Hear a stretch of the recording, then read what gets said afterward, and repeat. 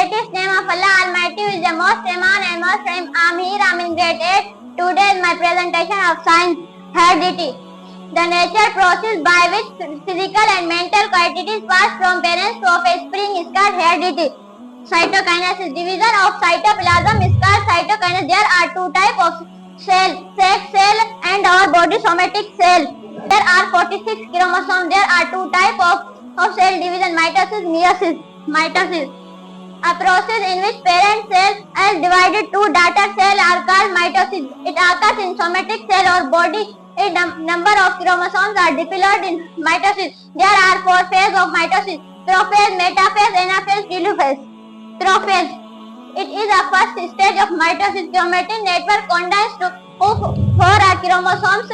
Central move towards a polis nucleus membrane of start or disappear. Chromosomes. Three-like structure present in nucleus. Chromatin network contains four chromosomes. Chromosomes in pair are also called homologous chromosomes.